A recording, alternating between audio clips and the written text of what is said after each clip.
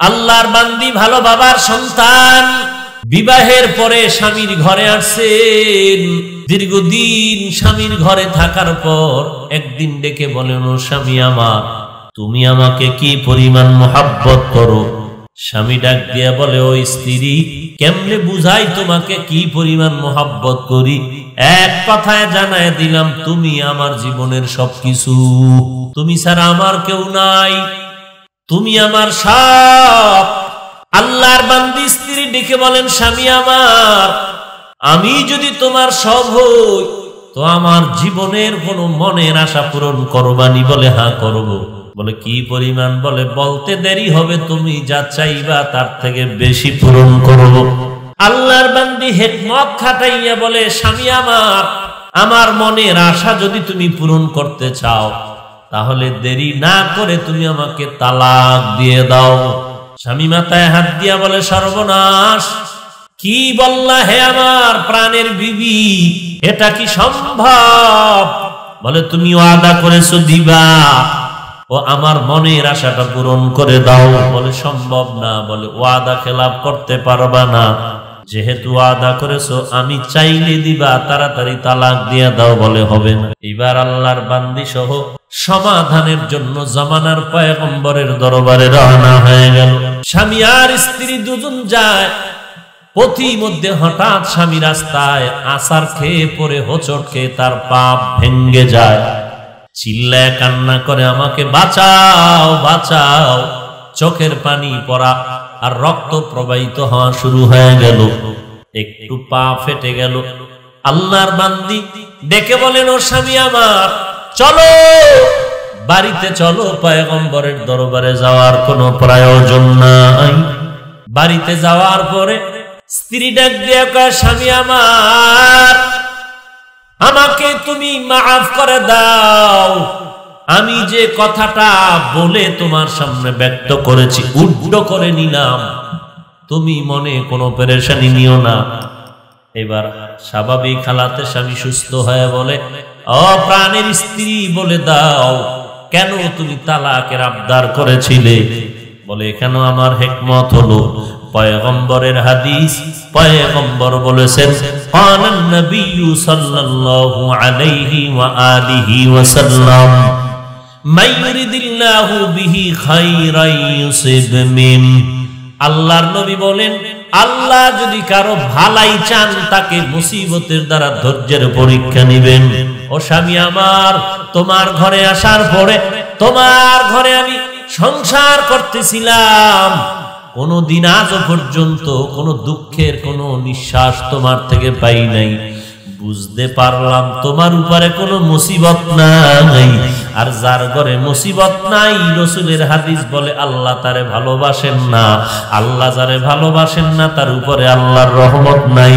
যেই ঘরে আল্লাহ পাকের রহমত নাই, ওই ঘরে আমি আল্লাহর বান্দিও থাকতে চাই না। নবী দুনিয়াতে উত্তম আদর্শ নিয়ে আসছেন। নবীর উত্তম আদর্শের মালাটা গলায় লাগাইয়া ওমরের মতো বান্দা এতটা দামি হয়ে গেলেন, দুনিয়াতেই জান্নাতের সুসংবাদ আল্লাহ তাকে দান করলেন। একজন ওমর না, 10 জন সাহাবা জমিনের মধ্যে জান্নাতের সুসংবাদ পেয়ে গেলেন। এরে নবীর উম্মতের দল, ওই নবীর আদর্শ আজ আমরা 1500 বছর হয়ে গেল। 1500 বছর চলে যাওয়ার পর আলহামদুলিল্লাহ নবীরে আমরা দেখতে পারি নাই, আবু বকরেরও দেখতে পারি নাই, ওমরেরও দেখতে পারি নাই, আমাদের মাযহাবের ইমাম আবু হানিফারও দেখতে পারি নাই। আজ এই ময়দানে টাকা দেওয়া হবে না এমন কোনো এলানো হয় নাই, বরং আপনারা টাকা ভাড়া দিয়া তারপরে এখানে আসছেন। কোনো খানাও দেওয়া হবে না, নাস্তারও ব্যবস্থা নাই, বসার মতো বিছানাটাও ভালো নাই। বালুর মধ্যে আপনারা বসে গেলেন, এই কষ্ট করে বসে আছেন, মনে হয় যেন সারা রাত বসাইয়া রাখলে কেউ ময়দান থেকে যাবে না। কেন কেন রে বাবা? এর একমাত্র কারণ আমার মদিনাওয়ালা নবীর আদর্শের আকর্ষণ, আমার মদিনার নবীর আদর্শের আকর্ষণ। আজকে নবীর সুন্নতের টুপি লাগাইলাম, দাড়ি লাগাইলাম, নবীর তরিকা আদর্শে মতো জামা পরি, পর্দা করি, হালাল খাই। ও এলাকার যুবকেরা, ও পর্দার আড়ালের আম্মা জানেরা, ও বৃদ্ধ বাবাজি, কয়দিনের দুনিয়ায় বাহাদুরি করবা, মদিনার নবীর উত্তম আদর্শ পালন করো। অনেকে মনে মনে ধোঁকায় পড়ে আছে যে নবীর আদর্শ মতো যদি হুজুরদের বয়ান শুই না আমল করি তাহলে স্বাধীনতা নষ্ট হয়ে যাবে, ক্ষমতার স্বাধীনতা থাকবে না, ব্যবসার স্বাধীনতা থাকবে না।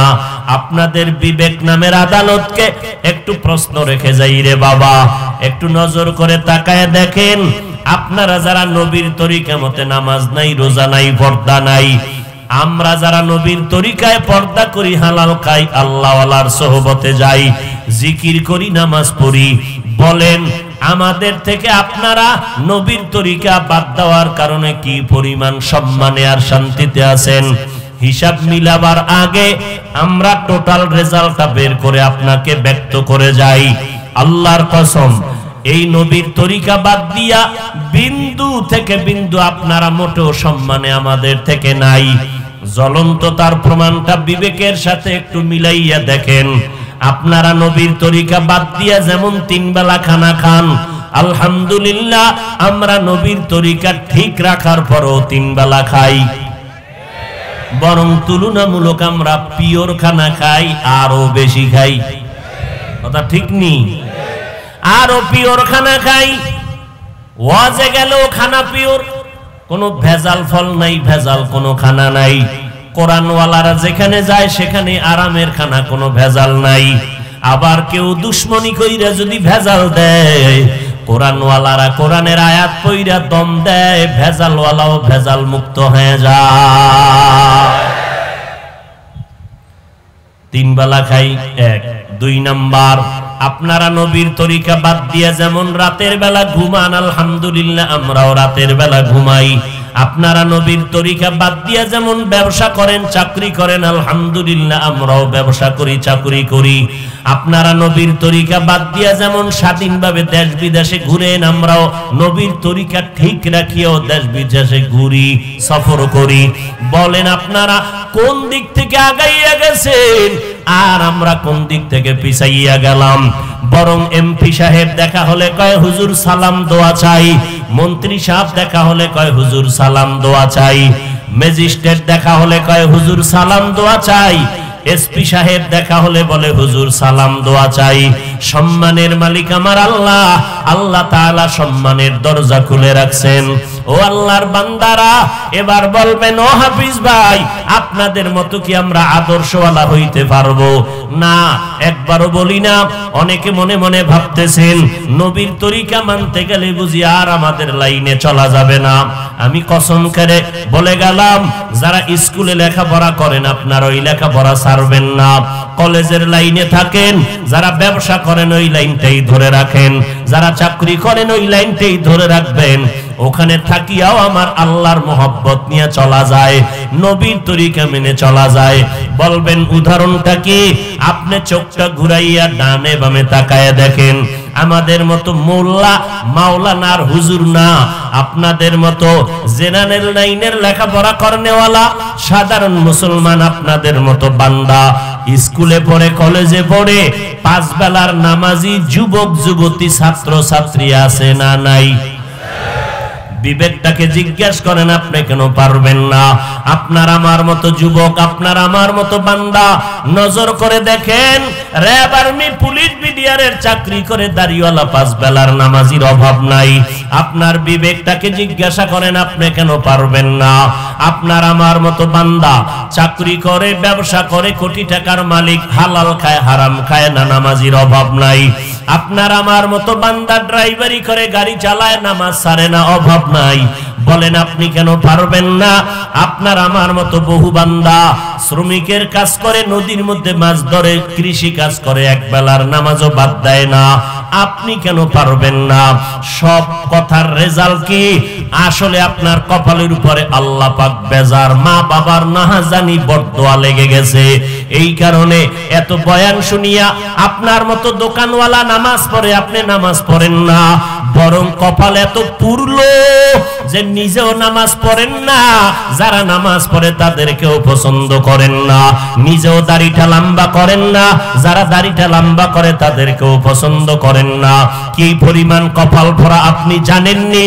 নিজেও পর্দা করেন না, যারা পর্দা করে তাদেরকেও পছন্দ করেন না, নিজে জিকির করেন না, যারা আল্লাহর জিকির করে তাদেরকেও পছন্দ করেন না, নিজেও মদিনাওয়ালার পাগড়ি পরেন না, যারা নবীর তরিকায় পাগড়ি পরে তাদেরকেও পছন্দ করেন না, নিজেও মোনাজাতে কান্না করেন না, যারা চোখের পানি ছেড়ে কান্না করে এত বড় কপাল পোড়া যে তাদেরকেও পছন্দ করেন না। এরা শুধু কপাল পোড়া না, এরা জগতের নিকৃষ্ট কপাল পোড়া। এই রকম হতভাগা কপাল পোড়া চূড়ান্ত বেহায়া বেলাজা আছে না নাই? আরে নিজে নামাজ পড়ে না সেটা ভিন্ন কথা, আর একজনে নামাজ পড়ে, উচিত ছিল তার থেকে দোয়া নেওয়া, সে দোয়া তো নেই না, বরং বিরোধিতা করে। কি এত নামাজ পড়ে হবে কি? এত টুপি মাথায় দিয়ে হবে কি? হবে কি তোরে কবর দিবে, তোরে মাটি দেওয়া লাগবে না রে বেঈমান। এত কোরআন পড়ে হবে কি? এত ওয়াজ মাহফিল দিয়ে হবে কি? এত নবীর সুন্নাত মেনে হবে কি? তোরে মাটি দিতে হতে হবে টুপিওয়ালা, নাইলে তোর তো কুত্তার মতো মরতে হবে। যদি ওলামায়ে কেরাম টুপিওয়ালা নামাজি না থাকে তোর তো কুত্তার মতো দাফন করে দিবে, তোরে জানাজা পড়াবার কাউকে খুঁজে পাবি না। ওয়াজ মাহফিল কোরআনের এই খেদমতের মাধ্যমে কিছু মানুষ তৈরি হয়, এই মানুষগুলো ওয়া মানুষকে মানুষ বানাইয়া কবরে রাখবে। লাকাদ কানা লাকুম ফি রাসূলিল্লাহি উসওয়াতুন হাসানাহ, আমার নবীর উত্তম আদর্শের মালাটা গলায় লাগাও রে মুমিন। কয়দিনের যৌবনের বাহাদুরি করবি? এই জমিনে যৌবনের বাহাদুরি করতে গিয়া বেশ্যা তাসলিমা বাংলাদেশে থাকতে পারে নাই। যৌবনের বাহাদুরি করেছিল। আল্লাহ বলে জালেম কেন? এক পুরুষে 4 বিয়ে করবে, এক মহিলা কেন পারবে না? দেখেন না সোনার বাংলাদেশ রূপায় পরিণত হয়ে যাইতেছে। মাইয়ারা রাস্তায় স্লোগান দেয়, আমগো ল্যাংটা থাকার স্বাধীনতা দাও। নাউজুবিল্লাহ আসে না? ওদেরকে জুতা পেটা করা দরকার। তুই ল্যাংড়া থাকবি না কেমনে থাকবি? না লাগে আবার রাস্তায় দাবি জানানোর দরকার কি? তুই তোর ঘরের মধ্যে যায় তুই হইয়া থাক, তোর দেখবে কে? উদ্দেশ্য কি আসলে জানেন? উদ্দেশ্য হলো বেঈমানের গোষ্ঠীর দেশের মধ্যে একটা হট্টগোল লাগাইয়া রাখা। তার মানে ওরা একটু মলম লাগাইবে আর হুজুরেরা আন্দোলনে নামবে। বুঝেন না? হুজুরগো শান্তিতে একটু খাইতে দিবে না, ঘুমাইতে দিবে না, হুজুরেরা আল্লাহ বিল্লাহ করবে, দোয়া করবে, নামাজ পড়বে, এটা দিবে না শান্তিতে। ওই নাস্তিকদের মাথা গরম, নাইলে দরকার আছে হুজুরগো লিস্টি করার। কই আমরা তো কোনোদিন হিন্দুদের বিরুদ্ধে বয়ান করি না, খ্রিস্টানের বিরুদ্ধে বয়ান করি না। আরে আমরা মুসলমানদেরই ঠিক করতে পারি না, বেদিনের বিরুদ্ধে বয়ান করবো কখন? এরপর ওরা কেন আমগো পিছনে এত চুলকানি? কারণ কি? ওরা চায় যে শান্ত দেশকে অশান্ত করে রাখবে। আন্দোলন, হুজুরেরা রাস্তায় নামবে, মিছিল মিটিং করবে, এটা গরম গরম ভাব যেন সব সময় লেগে থাকে ফিতনা। এই জন্য কোনো কথা নাই, উল্টা পাল্টা একটা স্লোগান দিয়া উম্মতের মাঝে বিভ্রান্ত ছড়ায় দিবে। আমরা হিন্দুদের বিরুদ্ধে যদি 2টা বয়ান করি উপায় আছে? অথচ মুসলমানের বিরুদ্ধে কি পরিমাণ বিষোদ্গার করে আমার সমাজে। আল্লাহ হেদায়েত দান করুন। আরো জোরে বলেন। পোশাক পরবে, এটার জন্য আলাদা স্বাধীনতা লাগবে। কেমন দুনিয়া! বাবায় মেয়েরে যদি কয় ওর না পর, আর মেয়ে যদি কয় আমি পারবো না, বাবায় জোর করলে বিপদ। বাবায় জোর করলে কেমন দুনিয়াতে বসবাস করতেছি। আল্লাহ হেদায়েত দান করুন। আরো জোরে কন। এই ওয়াজ মাহফিল না থাকলে এই জমিনের কি হালাত হইতো আল্লাহই ভালো জানে। আল্লাহ সবাইকে কবুল করেন। রসুলের আদর্শের মতো উত্তম আদর্শ জমিনে আর নাই। দুনিয়ার সমস্ত মানুষের আদর্শ নাপাক, মদিনার রসুলের আদর্শ হলো পাক। পর্দার আড়ালের আম্মা জানেরা, আপনারা নবীদের মা, সাহাবায়ে কেরামের মা, আউলিয়ায়ে কেরামের মা, কোরআনওয়ালাদের মা, আপনাদের এত সম্মান, এত ইজ্জত। এরে আম্মা জান, আপনারা খাদিজা রাদিয়াল্লাহু আনহার মতো নারী, ফাতেমা রাদিয়াল্লাহু আনহার মতো নারী। একজন নারী নবীর স্ত্রীর কাছে গিয়া বলে, নবীর একটু প্রশ্ন করে জিজ্ঞাসা করেন, পুরুষেরা জানাজায় যাইয়া কত সওয়াব কামাই করে, জুমার মসজিদে গিয়া জুমার দিন কত সওয়াব কামাই করে, জিহাদের ময়দানে গিয়া সওয়াব কামাই করে, আমরা নারীর দল, আমরা তো জানাজায় যাইতে পারি না, জুমায় যাইতে পারি না, জিহাদে যাইতে পারি না, আমরা এত সওয়াব কই পাই? মদিনার নবী শুইনা কয়, জানায় দেও ও জগতের নারী, ঘরের মধ্যে থাকো, স্বামীর খেদমত করো, স্বামীর মাল হেফাজত করো, সন্তানের আদর্শওয়ালা বানাও। স্বামীর মালটা মনে কইরো না অন্যের মাল। স্বামী যেদিন থাকবে না, স্বামীর মাল মা তোমার হয়ে যাবে। এই চিন্তা যদি ঘরের মা করতা, তাহলে কোন মা স্বামীর মাল না জানাইয়া গুনাহের কাজে খরচ করতা না। খালি দাও দাও দাও, যত দেখা হয় না আরো লাগবে। জামা আছে আবার দাও, কাপড় আছে আবার দাও, টিভি আছে দাও, কম্পিউটার একটা আছে আরো দাও, ফ্রিজ আছে আরো। দিতে দিতে ফকিন্নি বানায় ফেলাইবে স্বামীটারে। একবারও চিন্তা করে না যে আমার স্বামীর টাকা আমার টাকা। স্বামীরে যদি গরিব বানাই তা আমি গরিব হব। আর যেই মহিলারা স্বামীর হালাল টাকা অজান্তে কোথাও খরচ করে, ওই স্বামী ফকির হওয়ার জন্য স্ত্রীটাই যথেষ্ট।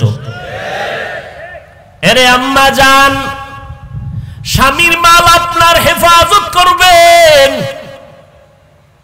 স্বামীর জন্য মোনাজাতে দোয়া করবেন, নামাজ পড়বেন। মদিনার নবী কয়, জানাজায় গিয়া পুরুষেরা যেই সওয়াব পায়, মহিলা ঘরে বসে সেই সওয়াব আল্লাহ দিয়ে দিবেন। কি নাউজুবিল্লাহ, সুবহানাল্লাহ আইয়ে না? আল্লাহর নবী বলেন, পুরুষেরা জিহাদের ময়দানে গিয়া যেই সওয়াব পাবে, নারীরা ঘরের মধ্যে থাইকা সন্তান প্রসব করবে, সন্তান লালন পালন করবে, সন্তান গর্ভধারণ করবে।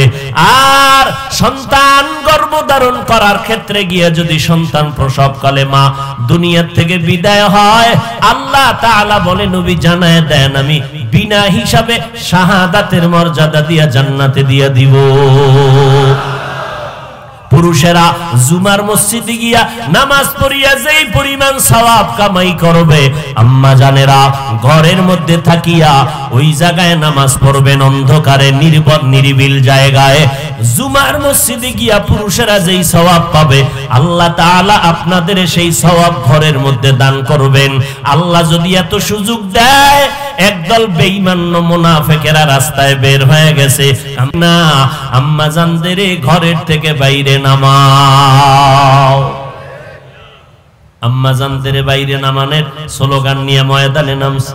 এজন্য শুরুতেই বলেছি, ওলামায়ে কেরাম আহলে হক ছাড়া বাতিলের কাছে যাবেন না, সাবধান। ওলামায়ে আহলে বাতিলরা, এদেরকে চিনা বড় কঠিন। এরাও কিন্তু ময়দানে নাই না, বক্তা সাইজা আবার চিৎকার দিয়া কয়, নবীরাও ভুল করেছেন, আল্লাহ নবীদেরকে দিয়াও আল্লাহ ভুল করাইছেন। আরো আস্তে করে বলেন। এই কথা যদি কোন আলেম বলে, খোদার কসম এই আলেম হলো বাতিল। আলেম কি? নবী বলছেন, দুনিয়ার মধ্যে চূড়ান্ত খারাপ হবে একদল উলামা, চূড়ান্ত খারাপ। قال النبي صلى الله عليه وآله وسلم ألا إن شر الشر شرار العلماء وإن خير الخيار خيار العلماء দুনিয়াতে সবথেকে খারাপ হবে একদল উলামা, আবার দুনিয়াতে সর্বোৎকৃষ্ট ভালো হবে একদল উলামা। যারা খারাপ হবে তারা বাতিল, আর যারা ভালো হবে তারা হবে উলামায়ে আহলে হক। বাতিল না, এদের সুরাত সিরাত এক, কিন্তু ময়দানে নাইমা তারা নবীর আদর্শের বিরুদ্ধে গান গাইবে আর বলবে ভিতরের নামাজ লাগবে না, কাজা নামাজ লাগবে না, নফল ইবাদত বেশি লাগবে না। এরকম বলনেওয়ালা আছে না নাই? হ্যাঁ, আল্লাহ হেদায়েত দান করুন। জুমার নামাজের আগে সুন্নত লাগে না, এই সমস্ত কথা যারা কয় তাদের চিনে নাও তারা বাতিল। তারা কি? উলামায়ে আহলে বাতিল থেকে সাবধান। কেমনে বুঝাই? 24 ঘন্টা মুরব্বি আল্লাহওয়ালা তাহাজ্জুদওয়ালা মুত্তাকি পরহেজগারের কমান নাই না, ঠিক রাস্তায় থাকতে পারি না। আর যারা মুরব্বি মানে না এরা কই যাইব? আমরা মুরব্বি মানতে গিয়াও সঠিক পথে থাকতে পারি না। আর যারা আল্লাহওয়ালা মানেই না এরা কোন পথে যাবে আল্লাহই ভালো জানে।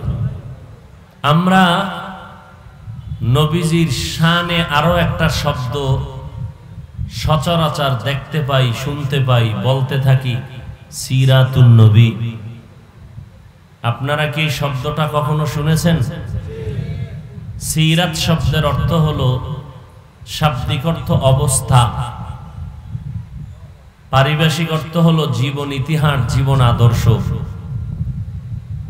তাহলে আন নবীর সাথে সিরাত শব্দ লাগায় দিলে হবে সিরাতুন নবী। অর্থ কি হবে? আমাদের সুপরিচিত নবীজির জীবন ইতিহাস বা জীবন আদর্শ। মিলাদুন নবী অর্থ আমাদের সুপরিচিত নবীজির জন্ম মোবারক। সিরাতুন নবী শব্দের অর্থ আমাদের সুপরিচিত নবীর জীবন আদর্শ। দুই শব্দের মধ্যে পাওয়ার কোনটার বেশি? মিলাদুন নবী শব্দটার তুলনায় সিরাতুন নবী পাওয়ারফুল। কারণ জীবন বললে আর জন্ম বলা লাগে না, জীবনের মধ্যে জন্ম ঢুকানো আছে। জীবনী, যত জীবনী আছে, জীবন ইতিহাস আছে, প্রত্যেকের জন্ম থেকেই শুরু। অতএব সিরাতুন নবী বললে মিলাদুন নবী আর বলার অপেক্ষা থাকে না। তাহলে সিরাতুন নবী বললে আর মিলাদুন নবী বলার কোনো সুযোগ নাই, কারণ মিলাদুন নবীটা সিরাতুন নবীর মধ্যে আছে। কিন্তু সিরাতুন নবী মিলাদুন নবীর মধ্যে নাই। আল্লাহ বুঝার তৌফিক দান করেন।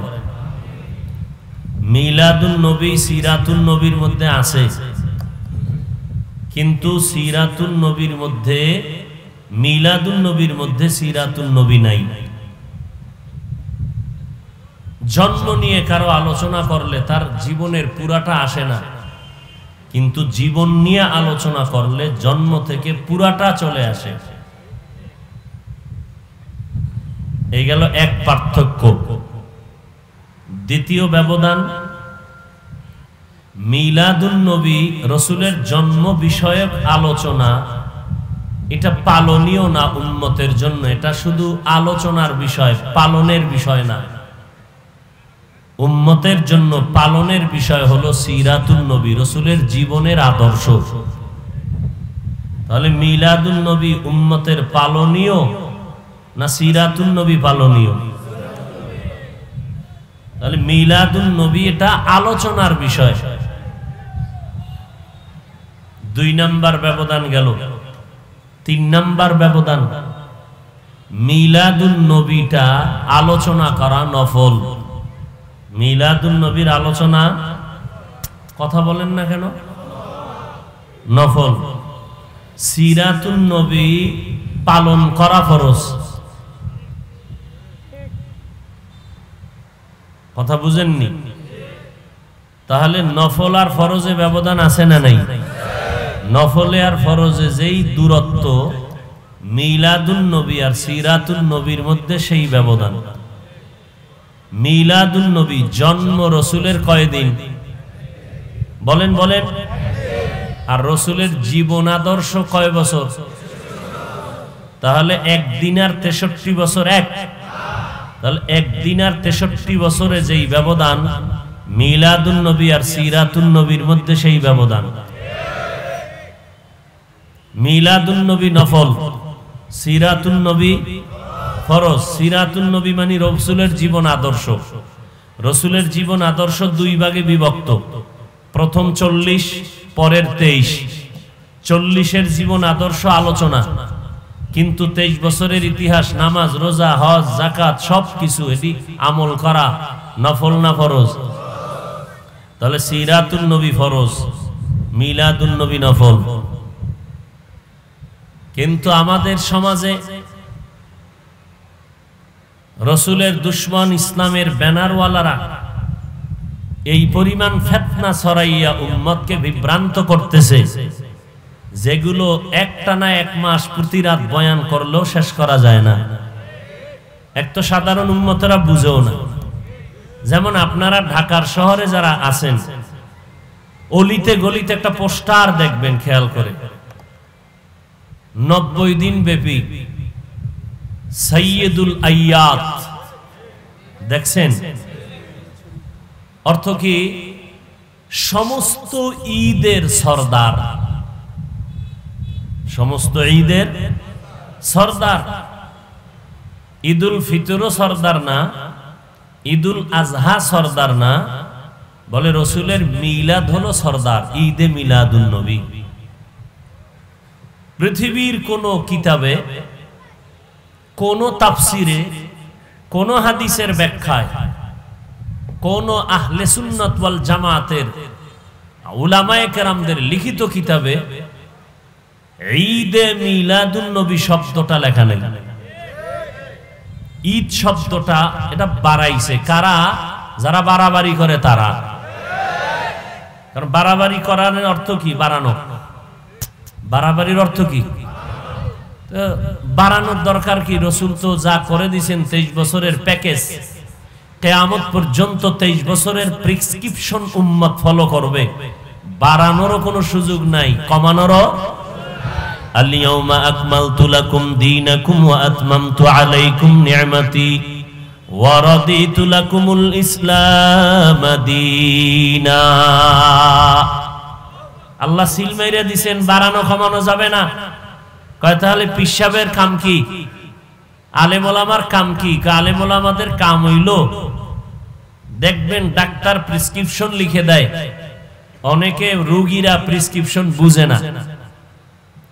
তো এখন কি করতে হবে? কম্পাউন্ডার যে আছে অথবা একজন ভালো শিক্ষিত যে, তার কাছে গিয়ে বলে, ভাই আপনি প্রেসক্রিপশনটা বুঝাইয়া দেন কি লেখছে, ওই অনুযায়ী আমি ঔষধ সেবন করব।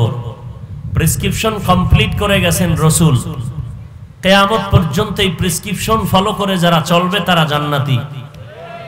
ওলামায়ে কেরামের দায়িত্ব শুধু প্রেসক্রিপশনটা হাতে লইয়া বুঝাইয়া দেওয়া, আর কোনো চালাকি টালাকি নাই। কথা বুঝেন নাই?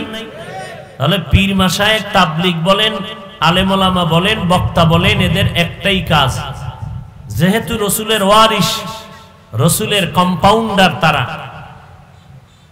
এরা রসুলের 23 বছরের প্রেসক্রিপশন উম্মতকে বুঝায় দিবে, এইভাবে এইভাবে ঔষধ সেবন করো।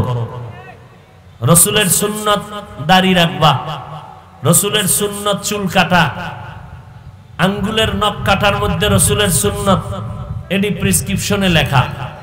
কোন নিয়মে তুমি নখ কাটবা, কোন নিয়মে তুমি চুল কাটবা, এটা ওলামায়ে কেরাম দেখায় দিবেন। দেখাইয়া দেওয়ার পরে তোমরা আমল করবা। এজন্য নবী 1500 বছর আগে বলে গেছেন, ক্বালান নবী সাল্লাল্লাহু আলাইহি ওয়া আলিহি ওয়াসাল্লাম তারাকতু ফীকুম আমরাইন লান তাদিল্লু মা তামাসসাকতুম বিহিমা কিতাবাল্লাহি ওয়া সুন্নাতা রাসূলি।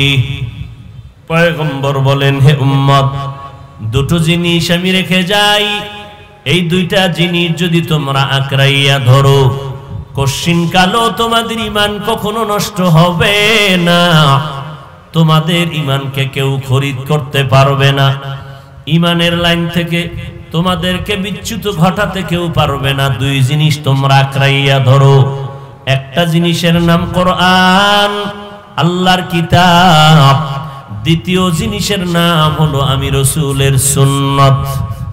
কার সুন্নাত? আরো আসতে বলে। তাহলে নবী বলছেন কোনদিন বিপদে পড়বা না, কয় জিনিস ধরো, জোরে বলেন। প্রথম জিনিসের নাম জিহ্বা নাড়ায় বলেন, দ্বিতীয় জিনিসের নাম, আবার জিগাই, কয় জিনিস? প্রথম জিনিসের নাম, দ্বিতীয় জিনিসের নাম সুন্নাত। অনেকে বলে হাদিস, নবী তো হাদিস বলেন নাই।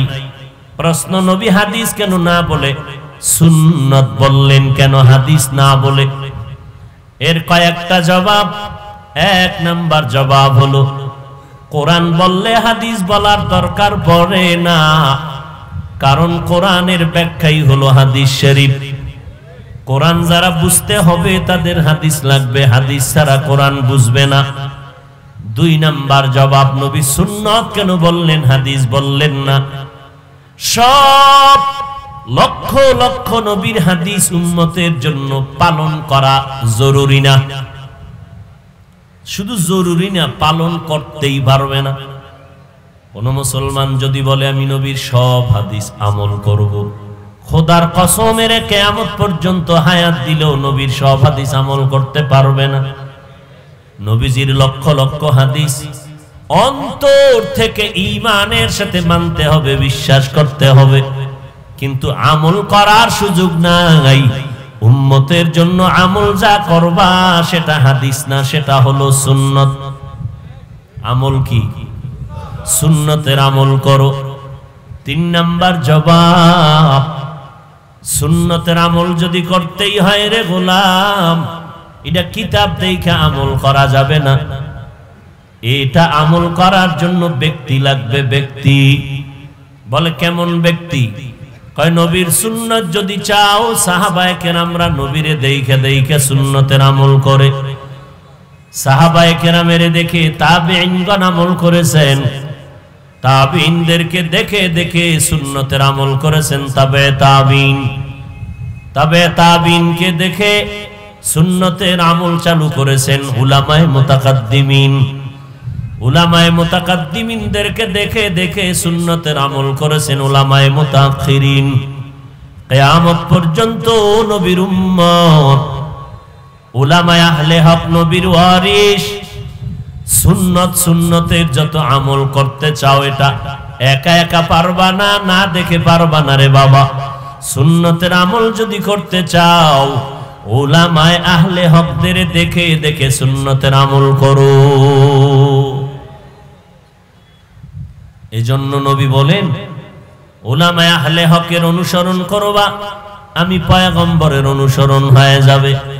তবে খবরদার, উলামায়ে আহলে হক ছাড়া উলামা নামের একটা দল থাকবে জমিনে, তারা উলামায়ে আহলে বাতিল। উলামায়ে আহলে বাতিল চিনার কোনো উপায় নাই, কারণ সিটিগুলার স্বর্ণের কালার যেমন এক, উলামায়ে বাতিল আর আহলে হকের কালারও কিন্তু এক। উলামায়ে আহলে হকের দাড়ি আছে, টুপি আছে, পাগড়ি আছে, বাতিলেরও পাগড়ি আছে, টুপি আছে, দাড়ি আছে, আছে না নাই? কুতুববাগের দাড়ি, দেওয়ানবাগের দাড়ি আছে না নাই? তাহলে বাতিলেরও দাড়ি আছে, আহলে হকেরও দাড়ি আছে। সিটিগুলার স্বর্ণের কালার যেমন এক, ডিজাইন এক, কিন্তু দাম আর মান এক নি। দাম আর মান যেমন আসমান জমিনের ব্যবধান, ঠিক আহলে হক আর বাতিলের ডিজাইন যদিও দেখো এক, কিন্তু এদের উদ্দেশ্যর মধ্যে আসমান আর জমিনের ব্যবধান। চিনব কি করে? স্বর্ণ আর সিটি গোল্ড চিহ্নিত করার জন্য কোনো ব্যবস্থা আসেনি। নাম কি? কি? কষ্টি পাথর। রিক্সা ড্রাইভারের যদি রাস্তায় দাঁড় করায় বলি কষ্টি পাথর দিলাম, এটার একটু দইরা নির্ণয় করে দাও কোনটা স্বর্ণ কোনটা সিটি গোল্ড, এটা একটু দইরা দেখাও, পারবে রিক্সা ড্রাইভার? রিক্সা ড্রাইভার সিটি গোল্ড হাতে ধরলেই পারবে না, এটা ধরার মতো যোগ্যতা লাগবে, অভিজ্ঞতা লাগবে। জমিনের মধ্যে উলামায়ে আহলে হক আর উলামায়ে আহলে বাতিল নির্ণয় করার কষ্টি পাথরের নাম হলো দুইটা, কোরআন আর সুন্নাত। এই কোরআন সুন্নাত দিয়া যাচাই বাছাই সবাই করতে পারবে না, যাদের অন্তরের চক্ষু খোলা আছে তারা দেখলেই বুঝবে এটা হক আর এটা বাতিল। ইলমেরা ইজাজ করদান বেহিসাব, খলকেরা দাদান জওয়াবে বাসওয়াব, হক না দারাত দোস্তে খলকা জারেরা, নিস্তে ই খাসলত একে দিনদারেরা। মিলাদুন নবী নফল, সিরাতুন নবী ফরজ। নফলে আর ফরজে যেই ব্যবধান, মিলাদুন নবী আর সিরাতুন নবীর মধ্যে সেই ব্যবধান। মিলাদুন নবী পালন করার জিনিস না, আলোচনা করার জিনিস। সিরাতুন নবী হলো পালন করার বিষয়। অতএব আমলে আর আলোচনার মধ্যে যেই ব্যবধান, মিলাদুন নবী আর সিরাতুন নবীর মধ্যে সেই ব্যবধান। সর্বোপরি কথা, সিরাতুন নবীটা ব্যাপক, এটা বললে আর মিলাদুন নবী বলতে হবে না। দ্বিতীয় কথা হলো, ও আল্লাহর গোলাম, মদিনার নবী এই রবিউল আউয়ালে জন্মগ্রহণ করলেন, আবার এই মাসে 12 তারিখ সোমবার দিন ইন্তেকাল করলেন। নবীর ইন্তেকালে সাহাবায়ে কেরাম কান্না করলেন। আবু বকরের কান্নার আওয়াজ, ওমরের কান্নার আওয়াজ, সব জায়গায় কান্নার আওয়াজ। মদিনার নবী জমিনের মধ্যে জিন্দা নাই। খানা বন্ধ হয়ে গেল, ঘুম বন্ধ হয়ে গেল। সাহাবায়ে কেরাম নিজে নিজে আইসা যার যার জানাজার নামাজ পড়ে নিতেছেন, কাতারে কাতারে ফেরেশতারা পড়তেছেন। এত কান্নার আওয়াজ। ওই ঈদে মিলাদুন নবী যারা পালন করে তাদেরকে জিজ্ঞাসা করি, রে বাবা, গত বছরও তুমি রবিউল আউয়ালে আনন্দ করলা, আবার এই বছর আনন্দ করলা। তোমার জীবনের 40টা বছর, তোমার জীবনের 50 বছর, 30 বছর মিলাদুন নবী রবিউল আউয়াল আসলে শুধু আনন্দই করলা, অথচ সাহাবায়ে কেরাম যে কান্না করেছেন, বলো তুমি রবিউল আউয়ালে কান্না কবে করবা? নবীজির কান্না, সাহাবায়ে কেরামের কান্না, হযরত আলীর কান্না, নবীর কন্যা ফাতেমা রাদিয়াল্লাহু আনহার কান্না। এরে নবীর উম্মতের দল, এবার আমরা দেখব মিলাদুন নবী উপলক্ষে আমার নবীর কোনো ব্যক্তিগত আমল আসেনি। হাদিস তালাশ করলে পাওয়া যায়, নবীজি মিলাদুন নবী উপলক্ষে আমল করেছেন রোজার আমল। কি আমল? সপ্তাহের প্রতি সোমবার আমার নবী রোজা রেখেছেন, প্রতি সোমবার রোজা রাখছেন আমার মায়ার নবী। সাহাবায়ে কেরাম জিজ্ঞাসা করলেন, পয়গম্বর আপনি সোমবার দিন রোজা রাখেন কেন? নবী বলেন, দুইটা কারণে আমি সোমবার দিন রোজা রাখি। এক নাম্বার কারণ, মিলাদুন নবী আমার দিন সোমবার, আমি সোমবার রোজা রাখার দ্বারা আমার মিলাদের শুকর আদায় করি আল্লাহর দরবারে রোজা রাখার মাধ্যমে। দুই নাম্বার, কোরআন নাজিল হয়েছে যেই দিনটা, সেটাও ছিল প্রথম দিন সোমবার। আমি কোরআন নাজিলের সোমবার দিন রোজা রাখিয়া শুকর আদায় করি। রোজা রাখা হয় না খাইয়া, বান্দা সাধনার মাধ্যমে আল্লাহর মহব্বতে। আর যারা ঈদে মিলাদুন নবী করে, এরা ঈদ পালন করে ধুমধাম খানা দানার মাধ্যমে। নামাজেরও খবর নাই, রোজারও খবর নাই। এরা রসুলের বন্ধু নামের ইসলামের ব্যানারওয়ালা দুশমন।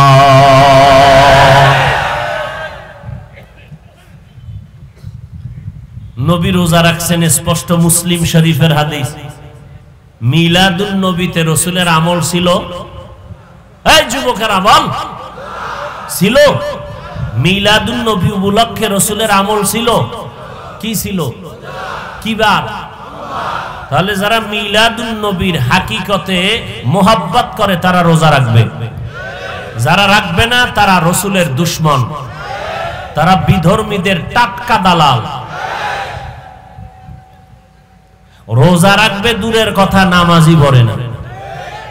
নামাজই শুধু নামাজ নাই, মিছিল করে। মিছিল বিশ্ব নবীর আগমন শুভেচ্ছা স্বাগতম কায়া মিছিল করেনি? আবার ফুলের মালা গলায় লাগায়। আবার পাকিস্তান থাকে জানি তাদের কোন মুরব্বীরাই না তারে ফুলের মালা দেয়। এই মিয়া মৃত্যু বার্ষিকী কি? মৃত্যু শেখ মুজিবুর রহমান সাহেবের মৃত্যু বার্ষিকী বা জন্ম বার্ষিকী আছে না? জিয়াউর রহমান সাহেবের জন্ম বার্ষিকী পালন করে না? কেমনে করে? গলায় নিজেরা ফুল দেয় না জিয়াউর রহমান সাহেবের মাজারে গিয়া? কথা হয় না। শেখ মুজিবুর রহমান সাহেবের মাজারে গিয়া ফুল দিয়া এরপরে পালন করে জন্ম। তো তোমরা যদি ঈদে মিলাদুন নবীর ফুল দিতে চাও তো মদিনায় গিয়া না রওজায় ফুল দিবা? ও ধোঁকাবাজের দল, নবীজির রওজায় গিয়া ফুল দাও। কোন এক দুশ্মনের ভাড়া কইরা আইনা তার গলায় ফুল দাও। এজন্য আমগো দেশে কয় অতি ভক্ত চোর, অতি বেয়াদব ডাকাত। বলেন তো কোনটা জান্নাতি? হ্যাঁ, অতি বেয়াদব ডাকাত, অতি ভক্ত চোর, দোনো দল অপরাধী। কথা ঠিক? আল্লাহ হেদায়াত দান করুন। হ্যাঁ হ্যাঁ, আল্লাহর নবী বলেন আমি মিলাদুন নবী উপলক্ষে রোজা রাখতাম সোমবার দিন, তোমরা রোজা রাখো। রোজা রাখার আমল নবী একদিন করেছেন না, প্রতি বছরে একবার। এই বছরে একবার। তাহলে নবী কি বুঝাইলেন? জন্ম হইছে রবিউল আউয়ালে, রোজা রাখবো রবিউল আউয়ালে সোমবার। নবী প্রত্যেক সোমবার রোজা রাখলেন কেন? নবী বলেন আমার ইশক আর লাফালাফি একদিন না, 12 মাস। এই ধোঁকাবাজ রাসূলের দুশমনের গোষ্ঠী, রাসূলের আনন্দ একদিন না 12 মাস। তো রবিউল আউয়ালে ফাও দিয়া ঢাকার শহরে মিছিল দিয়া ফালাইয়া গেলা কই আর খবর নাই। ডেলি ডেলি কি আর মিষ্টি কিনার টাকা আসেনি? আল্লাহ হেদায়াত দান করেন। সাবধান, বড় কঠিন বিষয়। মাইয়ুতির রাসূল, যারা রাসূলের ইতাআত করবে তার ইতাআতটা আল্লাহর অনুসরণ হয়ে যাবে। যারা রাসূলের অনুসরণ করে ফাকাদ আতা আল্লাহ, তারা আল্লাহর অনুসরণ করে ফেলল। নবীর অনুসরণ কেমনে হবে? বলে নবীর রেখে যাওয়া সুন্নতের আমল করার মাধ্যমে হবে। নবীর সুন্নতের আমল কেমনে করি চিনিও না, জানিও না, কেমনে করব? নবী বলেন জমিনে আমার একদল বন্ধু আছে, উলামায়ে আহলে হক আর আম্বিয়ায়ে কেরামের ওয়ারিস। এদের অনুসরণ করো, এরা যেমনে টুপি পরে এমনে পরো, কারণ উলামায়ে আহলে হকের পোশাকটাই হলো মদিনাওয়ালার পোশাক।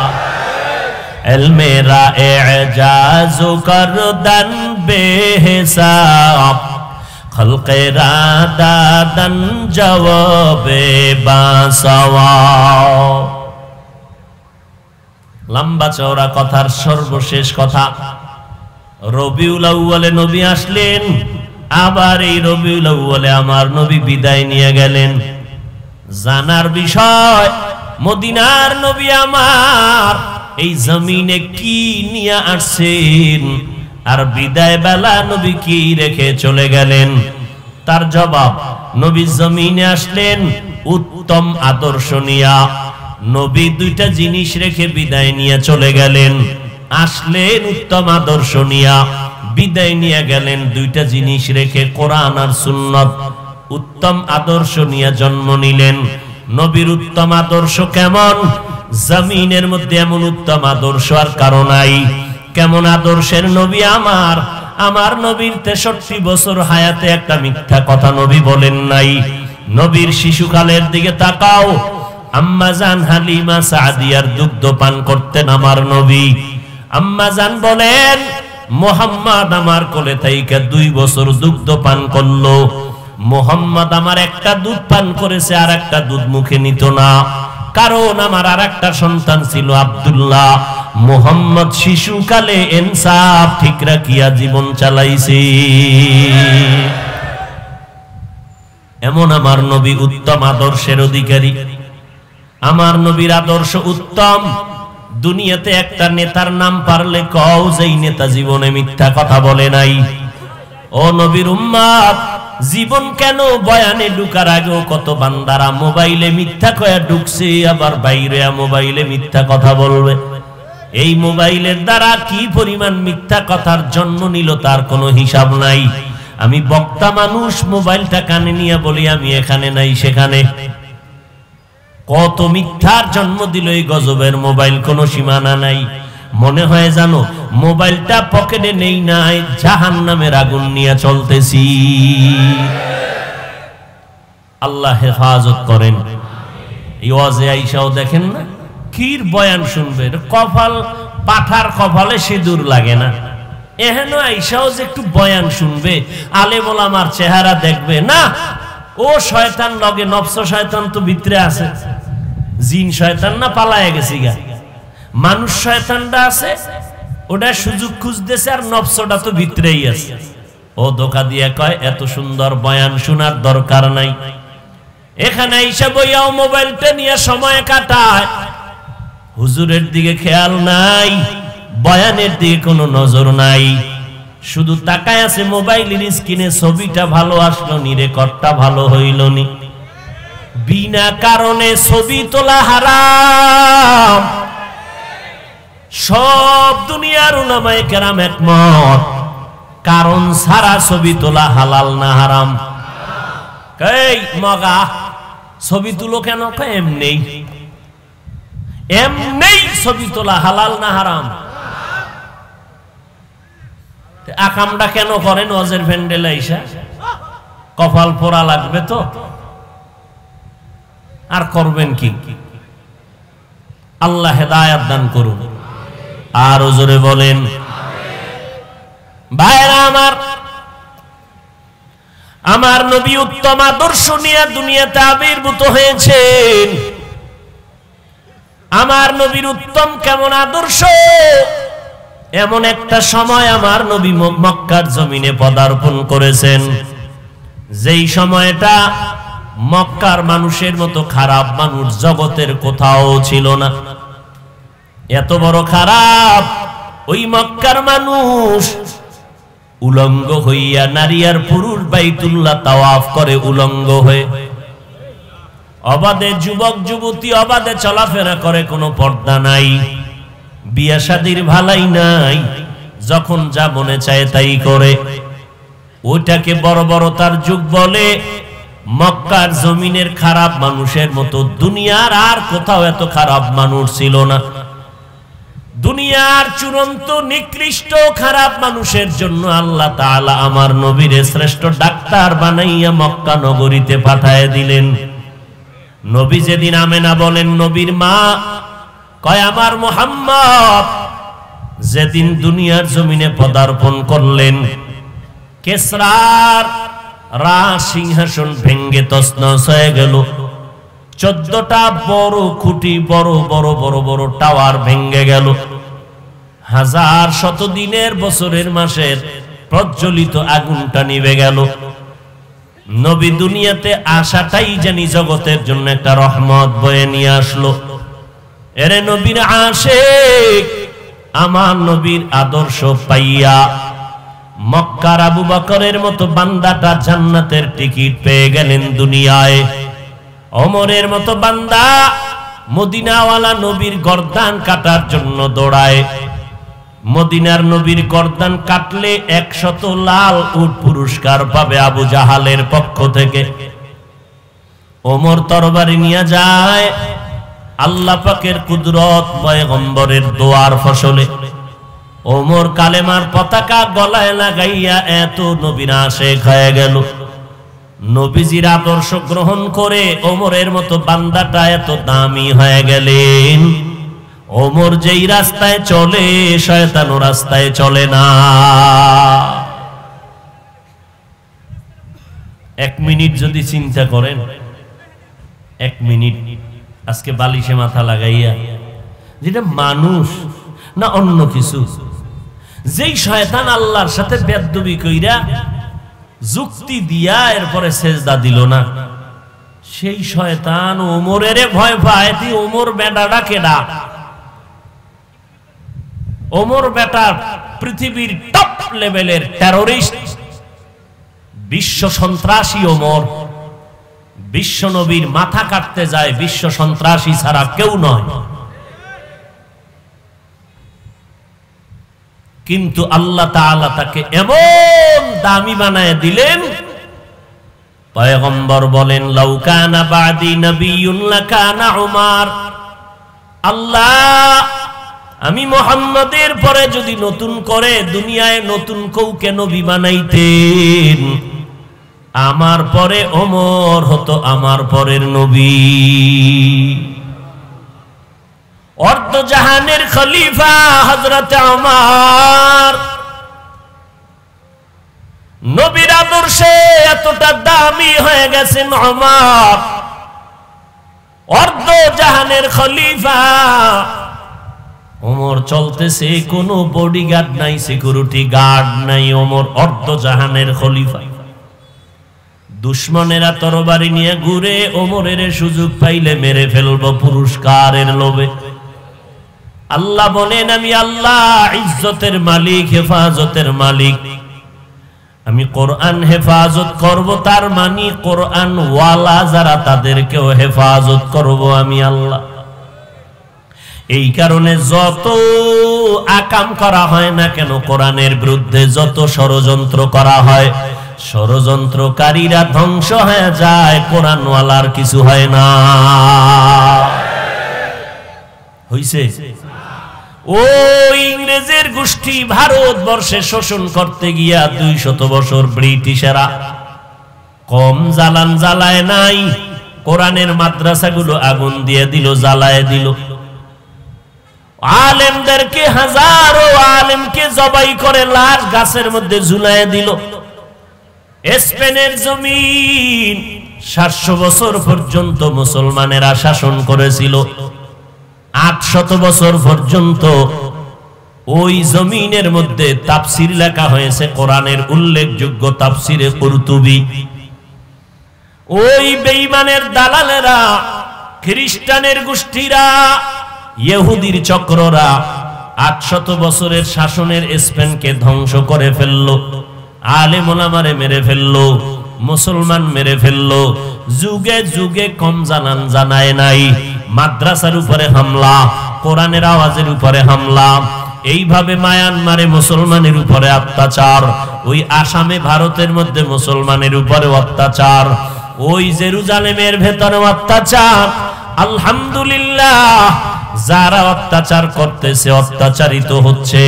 এক সময় দেখা যায় ওয়াজ মাহফিল হতে দিবে না, বলে এখানে কোনো ওয়াজ চলবে না, এখানে কোনো মাদ্রাসা চলবে না।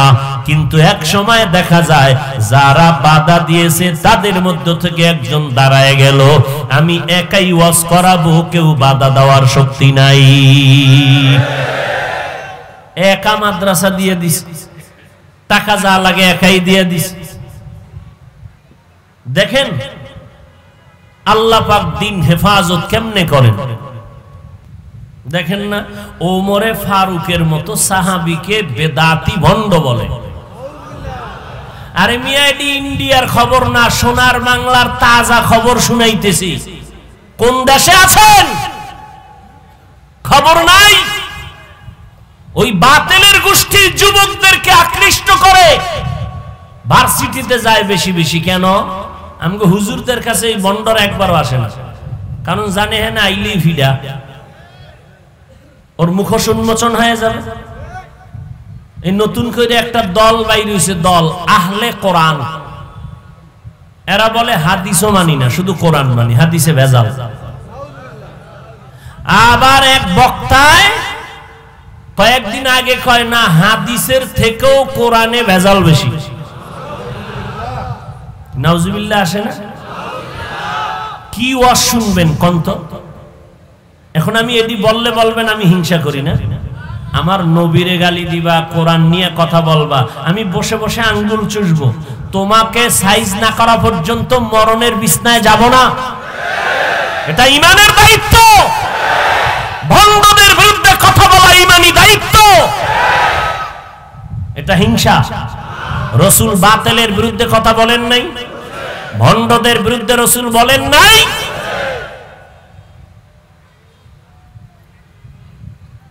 এই জন্য আমি মাঝে মাঝে কি বলি জানেন?